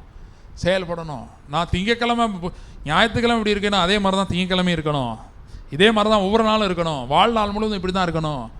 அதுக்கு தான் அன்றன்று தேவையான அப்பத்தை இன்று எங்களுக்கு தாரோம். இந்த அப்பம் யாருக்குன்னா புது சிருஷ்டிக்கு. இந்த புது சிருஷ்டி இந்த அப்பத்தை சாப்பிட்டு சாப்பிட்டு அவன் புதுசாக வாழணும் ஒவ்வொரு நாளும். ஹல்லேலூயா. அவனுக்கு எதன் மேலே அதிகாரம் இருக்குது? இயற்கை மேல் அதிகாரம் இருக்குது, மரணத்தின் மேல் அதிகாரம் இருக்குது. ஹல்லேலூயா. பாவத்தின் மேல் அதிகாரம் இருக்குது. பாவம் அவனை மேற்கொள்ள மாட்டாது. தேவனால் பிறந்தவன் பாவம் செய்யான். ஹல்லேலூயா. கண்களை மூடி நம்ம ஜெபம் பண்ணுவோம். இந்த வாரம் ஒரு உயர்வும் வரப்போகிறது. இது எந்த மாதிரியான உயர்வு? It is an proportion with the rise of Christ. கிறிஸ்து பூமியிலிருந்து எழும்பினது போல அவர் நம்மை எழுப்புகிறார். உன்னதங்களில் அவரோடு உட்கார செய்திருக்கிறார். இந்த வாரம் அப்படி தான் இருக்க போகுது. It's week of comeback. யாரும் நினைக்கல. யோசித்து பாருங்கள், இந்த கப்பலில் இருந்தவங்க யோனாவை தூக்கி போட்டவங்க நினச்சி பார்த்துருப்பாங்களா இந்த யோனா கரை சேருவான் அப்படின்னு? ஏன்னா அடிக்கிற அந்த புயலில் காற்றுல கடலில் கப்பலில் இருக்கிறவனுக்கே டேஞ்சரு. இன்றைக்கி நான் சொல்கிறேன், சுற்றி இருக்கிறவனுக்கு என்ன டேஞ்சர்னாலும் இருக்கட்டும், நான் மீனின் வயிற்றில் இருந்தாலும் சேஃபாக இருப்பேன், இந்த அறிவில் வளருவேன், மகிமையின் மேலே மகிமை அடைந்து அவருடைய சாயலாய் மாறுகிறேன்.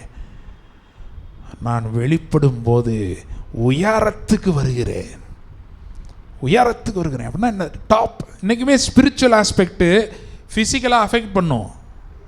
ஆவிக்குரிய நிலையில் நம்ம ஒரு உயரத்தில் இருக்கிறத அறிஞ்சு கொண்டால் பூமியில் ஆட்டோமேட்டிக்காக உயரத்தில் தான் இருப்போம். ஆட்டோமேட்டிக்காக உயரத்தில் இருப்போம். யோனா பேசினா எல்லாம் கேட்டான், எல்லாம் மனம் திரும்பினா, மிருக ஜீவன் முதற்கொண்டு மனம் திரும்பிடுச்சு. அவ்வளவு இன்ஃப்ளூயன்ஸ். அவன் துறையில் அவன் இன்ஃப்ளூயன்ஷியல் பர்சனாக மாறிட்டான். இன்றைக்கி நம்ம இருக்கிற துறையில் டாப்பாக வரப்போகிறோம். இந்த வாரம்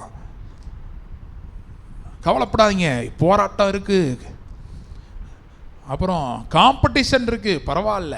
சத்துருக்களுக்கு முன்பாக பந்தியை ஆயத்தப்படுத்தி தலையை எண்ணெயால் அபிஷேகம் பண்ணி உயர்த்துகிறார். ப்ரொமோஷன் வரலை, வரும். ஏன்னா ஆவிக்குரிய நிலையில் நம்முடைய உயரங்களை நம்ம அறிந்து கொள்ளும்போது பூமியில் ஆட்டோமேட்டிக்காக உயர்வுக்கு வரும். வியாதி நம்மளை ஒட்டிக்கிட்டு இருக்கலாம். இந்த மீன் வயிற்றில் இருந்தது போல இந்த பலவீனம் என்ன சூழ்ந்து கொள்ளுதுன்னு இருக்கலாம். அதை ஃபோக்கஸ் பண்ணாதீங்க, மீனை ஃபோக்கஸ் பண்ணாதீங்க. Focus on the revelation. வெளிப்பாட்டில் ஃபோக்கஸ் பண்ணுங்க. இயேசு யாருன்னு முத பாருங்க. அவர் தேவகுமாரன். அவருக்குள்ள நான் யாரு? நானும் தேவகுமாரனாக இருக்கிறேன். அவருக்குள்ள நான் தனியாக தேவகுமாரன் வரல. இப்போ நான் என் பேரில் வந்தேன்னா அது ஹெரசி. ஹெரசின்னா என்னது? அது துருபதேசம். நான் என் பேரில் வரல, இயேசுவின் நாமத்திலே நான் வருகிறேன். நான் அப்படி தான் செயல்படுறேன். கிறிஸ்துவுக்குள்ளே நான் இருக்கிறேன். சிம்பிள். ஆவியானவர் நமக்குள்ளே இருக்கிறாரா? இருந்தால் நான் கிறிஸ்துவுக்குள்ளே இருக்கிறேன். அவ்வளோதான், சிம்பிள். நான் கிறிஸ்துவுக்குள்ளே இருக்கிறேன்ற அறியும் போது அவர் எங்கே இருக்காரோ அங்கே தான் நான் இருக்கிறேன். அந்த உயரத்தில் நான் இருக்கிறேன். நான் அங்கேருந்து செயல்படுகிறேன். நான் பூமி எவ்வளவு இழுத்தாலும் நான் கீழே போகிறது இல்லை. கடலின் மேலே நான் நடப்பேன். ஆண்டவரே அவங்க நன்றி செலுத்துகிறோம். இட்ஸ் வீக் ஆஃப் கம்பேக் சொல்லியிருக்கிறீங்க. அடைப்பட்ட கதவுகள் திறக்கும் சொல்லியிருக்கிறீங்க. உயர்வு மேன்மை உண்டாகிறது இந்த வாரத்தில். நன்றி செலுத்துகிறோம். உடைய கரத்தில் ஒப்பு கொடுக்கிறோம். இவரே யோனாவின் பலி ஒரு மேன்மையான பலியாய் மாறினது போல நாங்களும் எங்களை ஜீவ பலியாய் உடைய சிலுவையில் மூடு அறையப்பட்டவர்களாய் மேன்மையான பலியாகிய கிறிஸ்துவோடு எங்களை நாங்கள் இணைத்து கொள்ளுகிறோம். அதற்கு நாங்கள் ஒப்பு கொடுக்கிறோம், தாழ்த்துகிறோம், எங்களை நாங்கள் ஒப்பு கொடுக்கிறோம். உடைய பரிசுத்த ஆவியானவர் எங்களை கிறிஸ்துவோடு இணைத்ததற்காக நன்றி. கிறிஸ்துவோடு இணைத்து கிறிஸ்துவோடு உயர்த்தி மேன்மையை தந்திருக்கிறீங்க.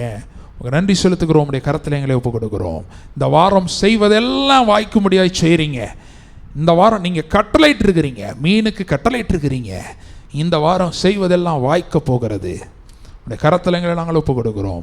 ஆசீர்வதிங்க, வழி நடத்துங்க. இயேசுவின் நாமத்தில் ஜெபிக்கிறோம் பிதாவே, ஆமென். என் ஆத்துமாவே கர்த்தரை ஸ்தோத்திரி, என் முழு உள்ளமையோட பரிசுத்த நாமத்தை ஸ்தோத்திரி.